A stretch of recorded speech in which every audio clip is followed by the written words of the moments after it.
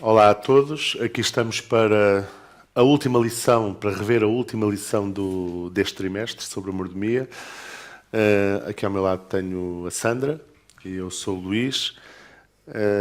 Vamos então começar, portanto estamos a encerrar este capítulo da mordomia, este trimestre que dedicamos à mordomia, e basicamente esta lição o que nos está a chamar a atenção é para que resultados esperar se formos uns mordomos como a Bíblia descreve. Aquilo que Deus pretende, não é? De cada mordomo. Olá, Luís. Olá. Então, os resultados nós podemos subdividir, penso eu que a lição pode-se dividir em benefícios pessoais, efeitos espirituais e depois também na influência que isso poderá trazer também aos outros, não é? Tivemos 12 lições, com estas 13 lições a falar sobre mordomia. E o que nós queremos no final da mordomia é ouvir o quê? Ser bom e fiel. Ser bom e fiel. Permita Deus que assim seja. Eu acho interessante nós, ao descrevermos aqui a mordomia, chegamos à conclusão que o mordomo, neste caso, como a Bíblia descreve, não é? É alguém que está inteiramente ao dispor de Deus. Ora, se é alguém que está inteiramente ao dispor de Deus, tendo em vista isto, eu queria te perguntar uma coisa, Sandra. Quando aqui o título da lição, no domingo, diz mordomia e piedade, que relação existe entre a mordomia e a piedade? Ora, a mordomia está muito relacionada com o serviço, não é? Sempre que nós falamos em servir, nós falamos em compaixão, em empatia, não é? Em misericórdia, em devoção. Isto tudo é piedade. Portanto, sempre que nós pensamos em servir a Deus e servir ao nosso próximo e naquilo que Ele nos pede enquanto mordomos, nós não podemos pensar sem pensar na nossa forma de viver, no nosso estilo de vida e em toda a devoção que devemos dedicar tanto a Deus, não é, como ao nosso próximo. E por isso a piedade é algo que, aliás, a lição diz que a piedade é a prova da verdadeira religião, não é? Não é possível separar as duas coisas. Sempre que pensamos na mordomia, temos que pensar no serviço, na compaixão, porque esse foi o exemplo dado por Cristo, não é? Cristo foi o maior exemplo de mordomo que nós podemos encontrar. E quando olhamos para a sua vida, a misericórdia salta assim e a piedade de uma forma espontânea, não é? E é inevitável vermos isso. Podemos falar vou aqui arriscar um bocadinho, podemos falar numa falsa piedade? Sim, podemos. Podemos. Quando é feito, tudo o que é feito na vida de um cristão, apenas e somente para trazer glória a si próprio, a aparência de piedade, só para que as pessoas digam tu és um excelente cristão, és um mordomo espetacular, é falso, não é? Isso é... Nós, quando falamos aqui da piedade, falamos ou da misericórdia ou da devoção, é alguma coisa que brota de dentro para fora, não é? E é resultado do trabalho de Deus em nós. Portanto, quando há essa falsa piedade, facilmente tu também apanhas e descobres, não é? Que aquilo não é puro, não é na essência, não é? São os tais sepulcros caiados de branco, não é? Que nós muitas vezes comentamos e falamos, não é? A lição fala-nos principalmente quando vivemos no egocentrismo, não é? Quando nós somos egoístas, quando vivemos preocupados connosco, com as nossas coisas, com a nossa vida, de forma alguma nós somos bons mordomos. Mesmo que tenhamos a aparência, não é? Mas não é possível. Eu lembro-me sempre Nós temos sempre passagens da Bíblia preferidas, não é? Sim. A minha parábola preferida é a parábola do filho pródigo. E faz-me lembrar, quando eu aqui trouxe a falsa piedade, faz-me lembrar o irmão mais velho. Sim, sim. Aquele que está em casa, não é? Então, eu aquele que estava aqui, aparentemente faz tudo bem. Aparentemente é um excelente mordomo. Exatamente. Cuida das coisas do pai.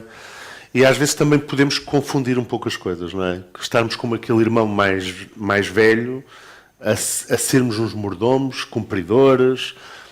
E quando eu digo cumpridores, é um mordomo que põe os seus talentos, põe os seus dons ao serviço, mas com que objetivo? O objetivo de ganhar alguma coisa em troca, o objetivo de receber Exato. alguma coisa em troca. Sou piedoso não porque isso seja natural em mim, mas porque quero obter alguma coisa. E este é um risco muito grande, porque podemos ter, sentados na igreja, duas pessoas uma ao lado da outra, com comportamentos exatamente iguais, mas com objetivos diferentes ou com motivos diferentes. Exatamente. É por isso que se diz que, quando falamos de uma vida piedosa, diz que é assim como que a nossa fé, não é? Expressa não apenas no que fazemos, mas naquilo que não fazemos. E aquilo que não fazemos é exatamente aquilo que os outros veem em nós quando nós estamos distraídos. Não é? Como os filhos. Exatamente. Não é? Porque nós tentamos sempre educar os filhos de maneira que eles herdem as nossas virtudes. E depois aparecem lá os nossos defeitos. E nós pensamos, como é que ele desenvolveu aqueles defeitos? Porque eles apercebem-se, não é? Mesmo daquilo que nós não dizemos. Mesmo daquilo que nós não dizemos. A lição, e aqui, quando falamos de cruzar palavras, não é? Fala-nos do contentamento. Contentamento, eu fui ver ao dicionário, contentamento, e a única palavra que encontrei foi satisfação.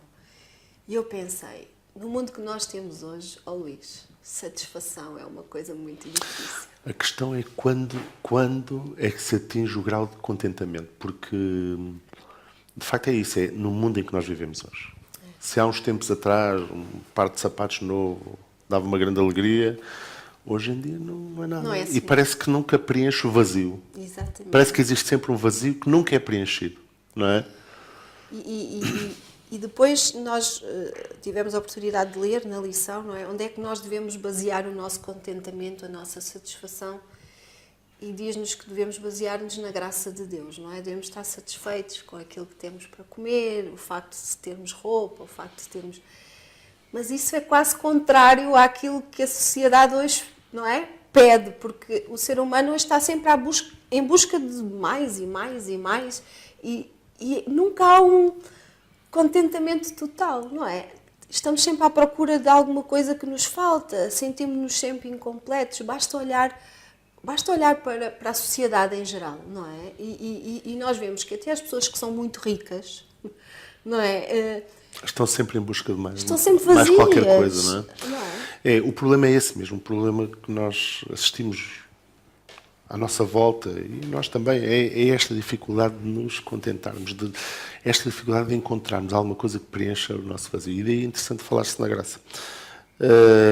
E em relação a isso, queria só fazer focar dois pontos.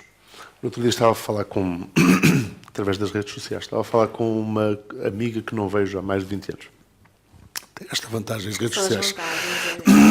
E estávamos a falar a propósito de um texto de Mia Couto, em que ele está a queixar-se muito dos jovens de hoje em dia, porque os jovens de hoje em dia parece que não, os pais sacrificam-se muito para eles poderem ter tudo, porque não conseguem resistir à frustração. E depois estávamos a falar nisto, quer dizer, é que nós próprios temos dificuldade, apercebendo-nos disto, temos dificuldade em dizer aos nossos filhos: não, tu não vais ter isto, tu não vais ter isto, tu não vais ter isto, tu não vais ter isto. Porquê? Porque eles acabam por estar todos sujeitos à mesma pressão. Sim. E nós também estamos sempre sujeitos à mesma pressão. É outra vez a história dos pares de sapatos. Não é? É que temos uma pressão para... Tem de ser um par de sapatos, tem de ser uns óculos com não sei o quê, tem de ser um casaco assim, tem de ser um telemóvel, não sei o quê, tem de ser... E esta pressão existe, é real, ela está sobre nós constantemente. Bom, e a segunda coisa, de facto, nós já aqui, de certa maneira, mencionámos, é que por mais isto que se compre, por mais isto que se faça, nunca se chega ao ponto de se estar satisfeito. Como que a pessoa que acaba de almoçar. A pessoa que está a comer e tem o prato cheio, está a comer, e a certa altura ainda tem alguma coisa no prato, mas pôs aos talheres e diz: estou satisfeito. Que boa que foi esta refeição. Depois podemos apreciar. Esta refeição foi mesmo boa, mas já não preciso mais, já estou mesmo bem. Nunca chegamos a este ponto. Alguma coisa nos falta. E quando falaste na graça, é isso mesmo. Porque a graça de Deus é aquilo que preenche este vazio. O vazio, atenção, o vazio existencial. Sim, sim. Porque aquilo, nós na vida andamos sempre à procura de alguma coisa que nos venha preencher com um significado. Sim, Com algum sim, significado, com um destino. Havia aquele anúncio em que se perguntava ao poeta Bocage: quem és, de onde vens e para onde vais? São as 3 perguntas fundamentais da existência. É verdade. Quem é que tu és? De onde vens? Para onde te diriges? E é em Deus que nós encontramos estas 3 respostas. É interessante que aqui diz, desculpe só dizer aqui isto, que há uma altura em que diz aqui, eu agora não consigo encontrar. Claro, tinha de ser. Mas que a graça de Deus é o suficiente para nos dar esse contentamento. Sim, sempre que falamos nisto, vem-me à mente aquelas palavras de Cristo: deixo-vos a minha paz, não é? Não a paz como o mundo as dá. Porque realmente, quando a lição diz aqui que o contentamento cristão é aquele estado do espírito doce, interior, calmo, gracioso, isto é tudo contrário ao corre-corre do dia a dia, não é? Quando chegámos aqui, tanto tu quanto eu, não é? Foi a correr. E depois a lição diz-nos assim: esta paz, este contentamento, esta satisfação, nós nunca vamos encontrar nem nas coisas, nem nas pessoas, por muito que amemos as pessoas que estão connosco. Porque este contentamento só Deus é capaz de nos dar. Aquela sensação de que estou satisfeito, não é? Nós só conseguimos aprender isso quando o Espírito Santo enche o nosso coração de tal forma que nós dizemos assim: já queremos ir para o céu, já estamos fartos de estar aqui, queremos ir embora daqui, isto já não me diz nada, não é? Porque às vezes eu pergunto assim, nós referimos muitas vezes, Jesus nunca mais vem, não é?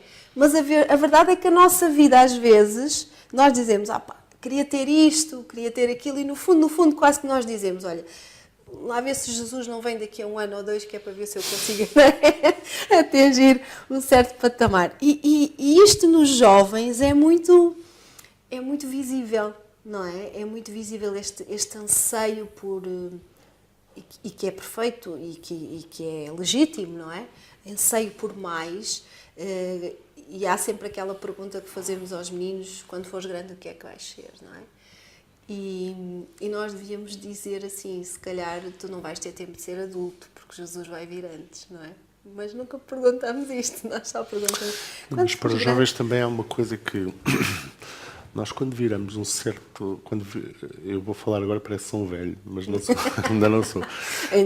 Mas quando viramos, a partir de uma certa idade, começamos a ter uma perspectiva diferente da vida, porque quando somos crianças, estamos sempre a dizer: então, quando é que eu vou fazer anos? Nunca mais lá chego. Nunca mais chegamos aos 18, Nunca mais lá chego. E depois, como jovem, estamos sempre a ansiar chegar ali, e nunca mais lá chego. E parece que um ano demora tanto tempo, e depois, a partir de certa altura, um ano é tão rápido. É verdade. Esta mudança de perspectiva também nos faz pensar um pouco mais no tal significado da vida. Valorizamos coisas diferentes. E o tempo. O tempo, como ele... Há aqui uma altura, deixa-me ver aqui se eu encontro. Eu já não encontro nada. A graça de Deus é muito mais valiosa do que o líquido financeiro, não é? E no fim de contas não importa o que temos, porque haverá sempre mais para obter. A verdade é esta: no mundo que nós estamos, em que as coisas passam tão rapidamente, e esta semana estava a falar com uma amiga sobre a tecnologia, não é? E eu tenho um telemóvel e estava-lhe a dizer: este telemóvel é recente, mas já não dá. Eu já preciso de ter uma capacidade superior. Repara, estamos a falar em 6 meses, não é? E tudo na nossa vida é-nos dado agora desta forma de querer sempre uma coisa nova, uma coisa diferente, uma coisa melhor. E Deus diz assim: se tu quiseres verdadeiramente ser meu mordomo, contenta-te com o que tu tens. Isto é contra a natura, digamos assim, não é? Mas eu acho que será natural a certa altura. Sim, sim. Eu acho que aparece naturalmente. Acho que nem é Deus que diz contenta-te, já tenho aquilo que quero. Quando chegamos a um certo patamar espiritual, não é? Nós acabamos por chegar a este ponto também e dizer, sou tão feliz com aquilo que Deus me dá. Olha, ia só buscar, porque há Sim, bocado sim, sim. queria Vai, falar vai. aqui disto, mas afinal não é na lição desta semana, por isso é que eu não consegui Foi na da encontrar. semana passada. Em que do falava tempo. do uso do tempo. E a certa altura, eu pus aqui até uma nota, porque dizia assim, a vida é curta demais para ser esbanjada. E nós estamos sempre a ver isto. E então, nas redes sociais, também estamos sempre a ver os posts que dizem isto. Sim. A vida é curta demais para ser esbanjada. Aproveita cada minuto. Mas depois, de facto, a vida é curta demais para ser esbanjada. Mas existem duas perspectivas que nós podemos encarar. Uma é, a vida é curta demais para ser esbanjada. Aproveita cada momento, porque isto vai acabar. E outra é, a vida é curta demais para ser esbanjada, aproveita e investe bem, porque a vida que vale a pena vem a seguir. Exato. Não é? Os jovens não têm muito esta noção ainda. A parte do que vem a seguir, para eles ainda, mas é natural, não é? É fruto da E imaturidade. mesmo que a vida seja curta, também não tem muito essa noção. Olha, entretanto, porque daqui a um bocado o Ruben também dá cabo de nós. Exato. Vamos aqui à confiança e vai-nos buscar o caso de Jó. Pois. E aqui, em relação à confiança, dá-nos também nos... Não, desculpa, eu é que fui buscar o caso de Jó. Aqui vai-nos buscar Provérbios, em que diz, confia no Senhor de todo o teu coração e não te estribes no teu próprio entendimento. Então, confia no Senhor de todo o teu coração e não te estribes no teu próprio entendimento. Não te estribes é espetacular, não é? É um termo, não te estribes. Não te estribes, não te firmes, não te apoies, não é? Exatamente. Não te estribes é uma palavra assim que não usamos, não é? Mas que realmente, que estupidez, deixa passar a palavra, mas apoiar-nos em nós, não é? O ser humano é tão frágil, é tão fraco, nós... No entanto, estamos sempre a fazê-lo. E a lição da semana passada, lá vamos nós, a lição dizia que nós somos como uma neblina, não é? Que aparece e de repente... Como sombras. Exatamente, de repente desaparece. E, no entanto, nós nunca percebemos que os caminhos de Deus não são os nossos caminhos, os pensamentos de Deus não são os nossos pensamentos e tentamos sempre arranjar as coisas um bocadinho à nossa maneira. Mas não é? há uma coisa que é muito importante, é que a questão de... Geralmente, a pessoa sente-se confiante quando está no controle. Sim. Não é? Sim. Daí isto não te estribes no teu próprio entendimento. Às vezes até é-nos fácil duvidar, muitas vezes, da existência de Deus, porque não compreendemos. Porque não compreendemos tudo, não temos a imagem completa, sim, certo? Sim. Mas confiar em Deus é a essência de ser cristão, é o que faz a diferença. Porquê? É como tu dizes, nós falhamos, nós não temos o entendimento todo, nós não temos a certeza de todas, nem tão pouco o poder para alterar, às vezes, quase nada na nossa vida. Quase nada. E depois queremos que existe um Deus. E este Deus, sim, é todo poderoso, é todo sabedor, é eterno, é todo presente, é omnipresente. Este Deus que tem todos estes poderes e que depois diz uma coisa, que nunca nos vai abandonar. Vai estar sempre ali ao pé de nós.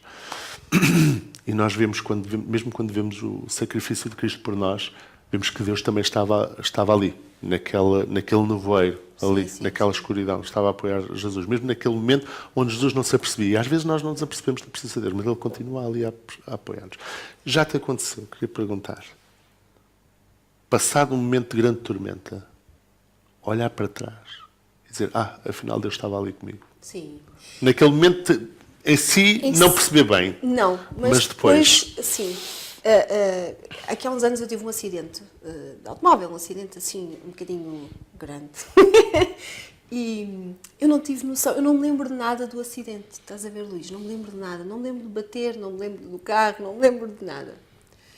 Mas há uma coisa extremamente interessante, é que quando chego ao volante de um carro que é exatamente igual ao carro em que eu tive o acidente, apesar de não me lembrar de nada, eu não consigo conduzi-lo.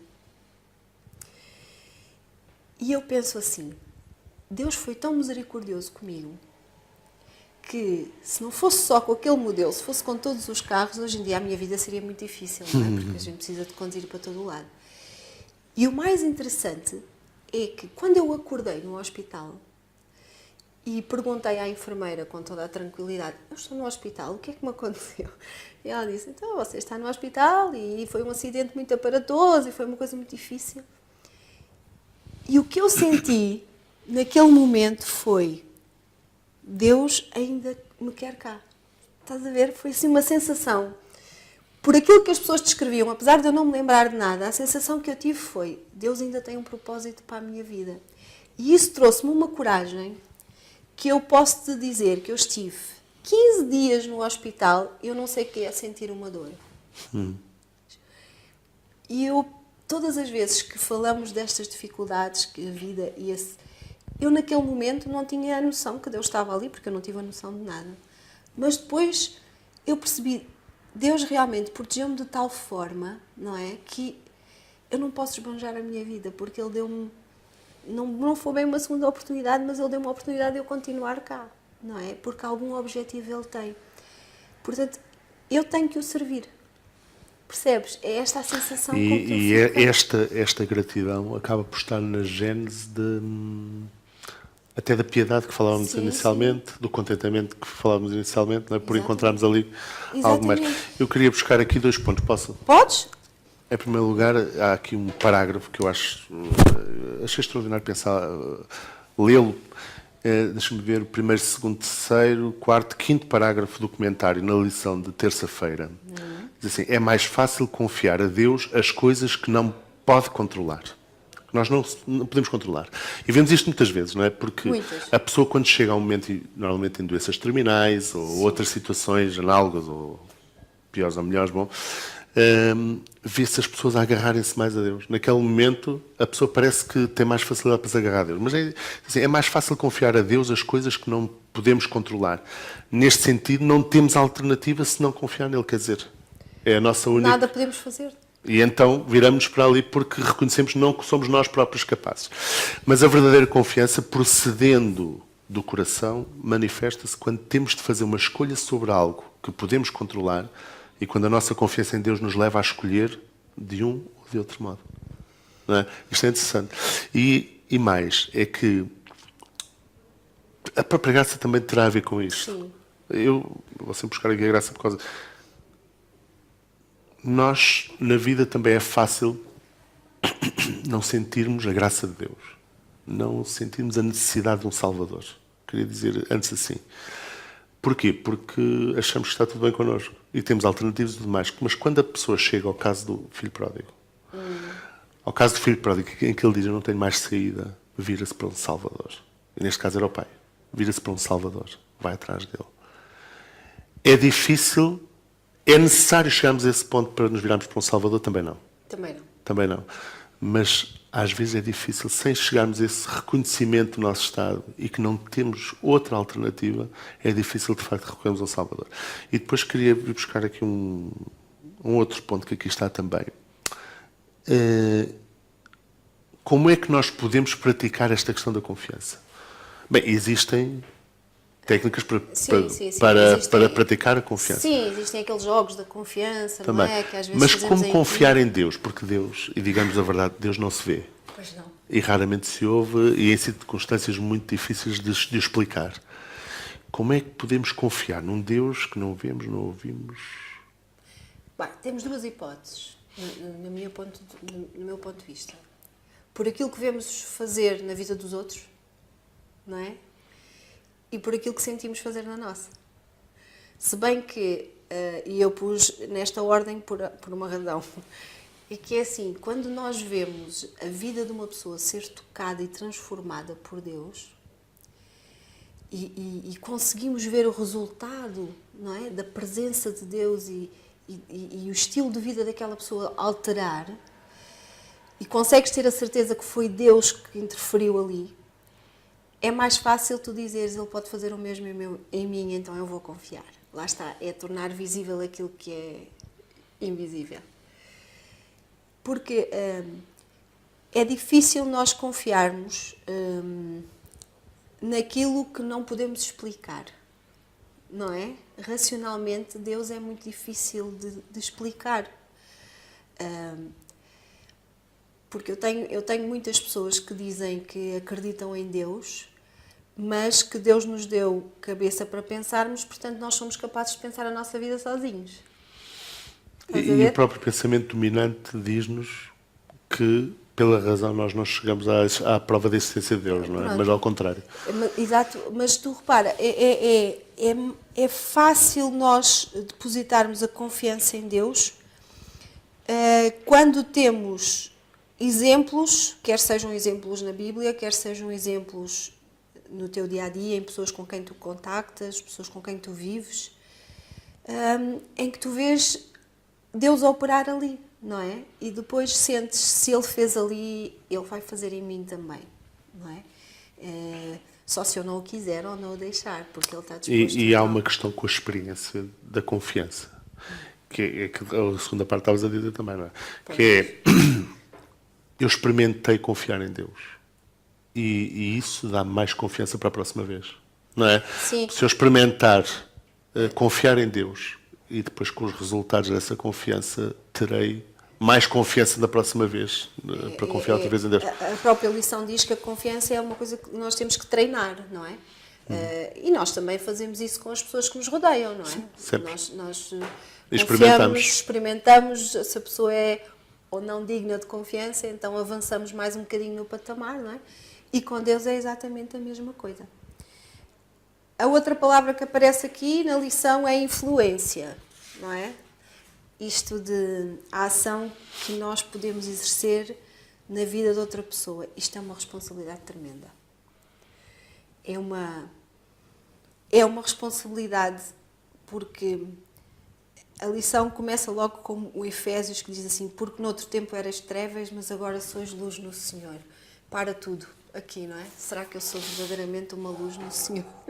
Sou eu um mordomo que realmente as pessoas olhem e digam assim: este é um bocadinho diferente, deixa lá ver porque é que ele é diferente, não é? Como quando Jesus diz no Sermão da Montanha, vós sois o sal da terra, vós sois a luz do mundo, e então que a luz esteja visível para que os outros, através das nossas obras, glorifiquem a Deus. Vejam e glorificam a Deus.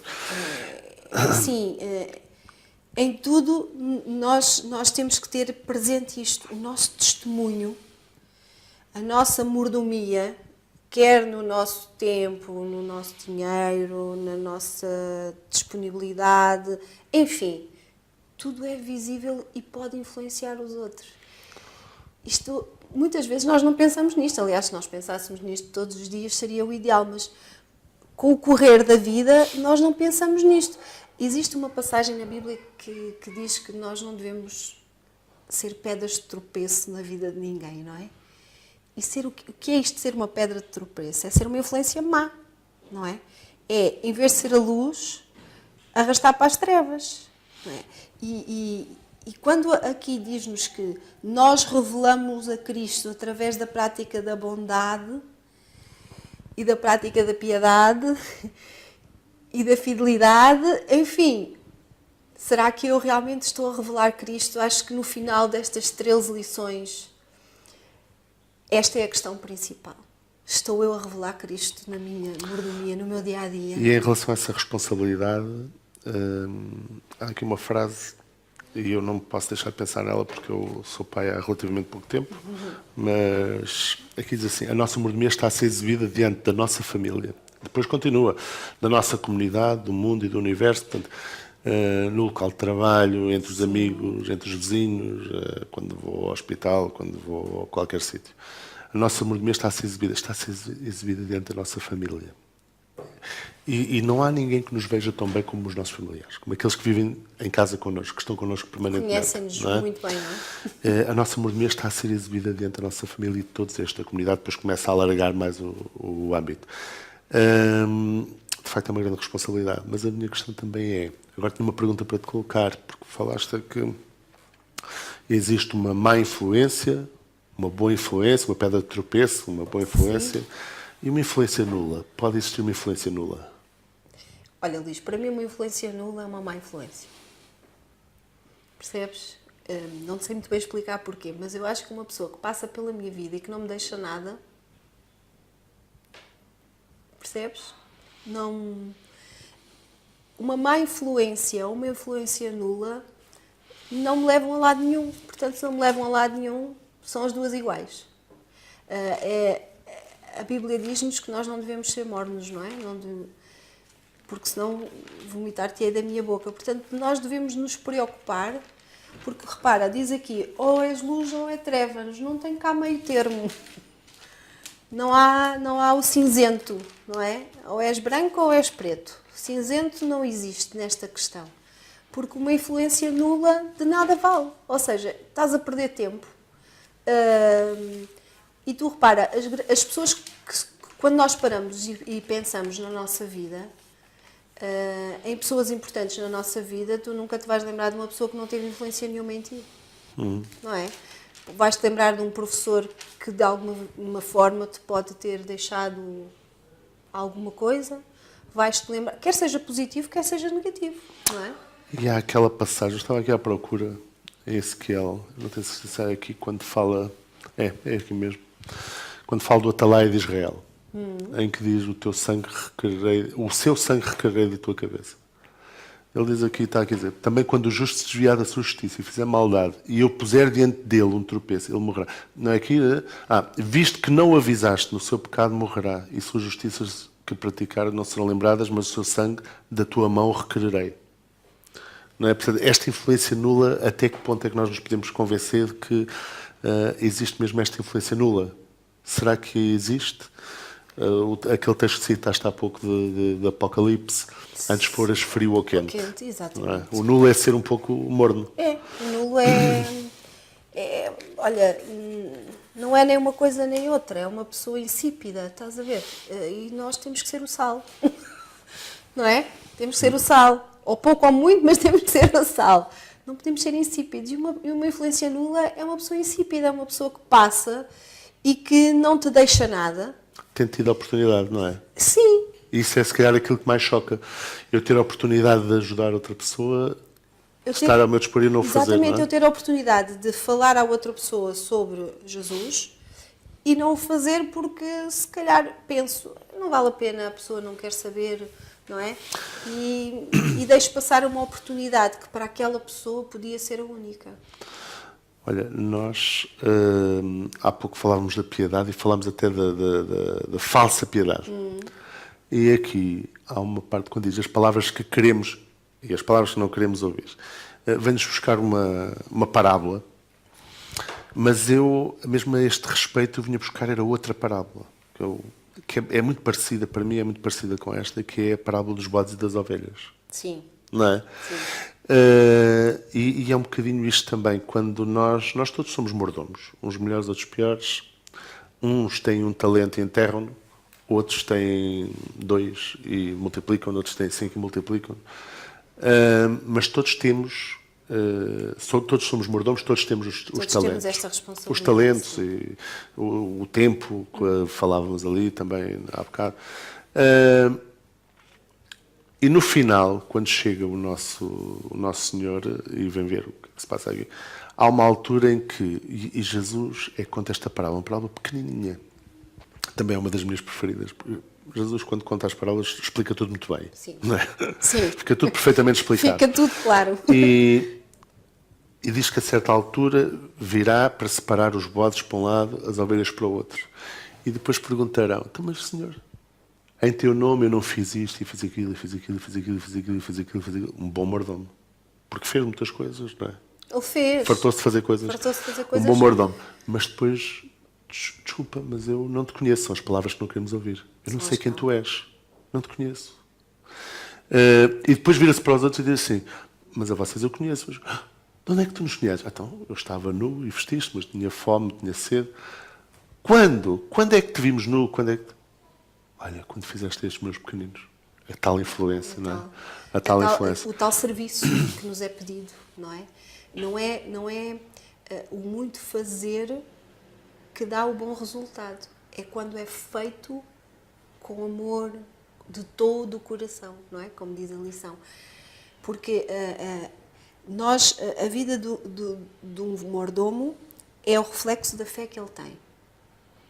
Por isso é que eu te dizia que a influência nula é má.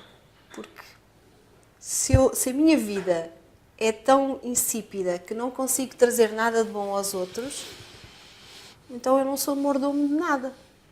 Não é? Ou pelo menos não sou mordomo de Deus. A lição diz que quem comigo não junta, não é? Espalha.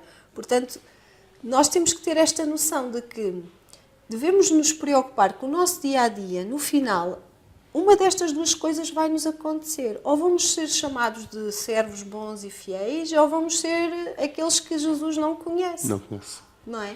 E o pior é que A nossa vida, a nossa mordomia, digamos assim, é exatamente isto.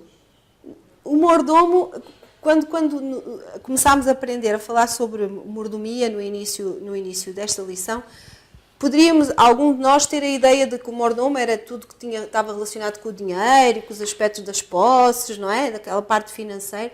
Mas no final destas lições todas, a conclusão é esta: mordomia é a minha vida.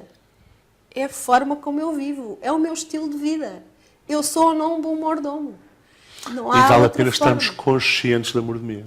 Muito. Não é? Porque senão, acho que é essencial estarmos conscientes de que, para já, o que temos não nos pertence. Exato. E segundo, temos uma responsabilidade para com estas coisas que estão ao nosso dispor, sejam elas quais forem. Não é? Exatamente. E já é-nos dito que já temos pouco tempo, não é? E eu gostaria só de terminar. Eu encontrei uma frase muito engraçada sobre mordomia que diz assim: mordomia é tudo de mim em resposta ao tudo de Deus. E é isto, efetivamente. Se nós quiséssemos resumir estas 13 lições, Luís, o que é que nós diríamos? Diríamos que nos ensinaram durante estes 13 sábados, ou estas 13 lições, durante estas 13 palavras cruzadas que tivemos aqui, o quê? Exatamente isto, que a nossa vida resume-se, ou a nossa mordomia e a nossa vida reflete a fé que possuímos. Não é? Tudo o que eu faço em prol do meu próximo, tudo o que eu faço no meu relacionamento com Deus, tudo isto nada provém de mim. É resultado daquilo que Deus faz em mim, da sua presença em mim. E queira Deus que realmente nós estejamos no grupo daqueles que vão ouvir servo bom e fiel, não é? Esse é o nosso objetivo. É realmente, no fim, irmos para a cidade celestial, não é? Estar com Jesus e sermos verdadeiros mordomos ali sem falha, não é? Ali sem falha. Eu, para terminar, só queria também dizer uma coisa muito curta, que o sermos um bom mordomo, se calhar advém também da nossa gratidão para com Deus. Se nós estivermos profundamente agradecidos a Deus, reconhecidos, se nós soubermos aquilo que Deus fez na nossa vida, se nós soubermos aquilo que Deus nos dá diariamente, as tais coisas que nós administramos, os bens que nós administramos, sejam eles temporais, sejam eles materiais, sejam eles de que origem forem, mas quando nós estamos conscientes de tudo isto, conscientes daquilo que Deus fez por nós, por gratidão, é que nós somos um bom mordomo. Repara nisto. Tu trabalhas para mim e tens uma ótima ética de trabalho, então és uma excelente mordoma porque administras tudo o que é meu da melhor forma. Mas eu sou um péssimo patrão. Trato-te mal. Recompenso-te mal. Quer dizer, tu tens uma excelente ética de trabalho. Agora pensa de outra forma. Tu trabalhas para mim, mas eu sou um excelente padrão. E tu gostas mesmo muito de mim. A diferença no trabalho, a diferença naquilo que tu fazes e pelo que é que fazes. E esta é, acho eu, a resposta do que é ser mordomo. E mais até do que o que é ser mordomo, porque é que é ser mordomo. Pronto. Temos de terminar. A conversa estava agradável, ainda ficámos aqui mais um bocadinho, mas temos de terminar. E desta forma também chegou ao fim o estudo desta lição, 13 lições sobre a mordomia. Já sabem que temos aqui as palavras cruzadas semanalmente para rever, para refletir sobre a lição de cada semana. Lembramos que podem subscrever o canal de forma que podem receber todos os alertas e receber todos estes comentários que vão sendo feitos por nós, mas também por outros intervenientes. E assim despedimos desta sessão. Obrigada, Luís. Obrigado, Paulo. Sandra.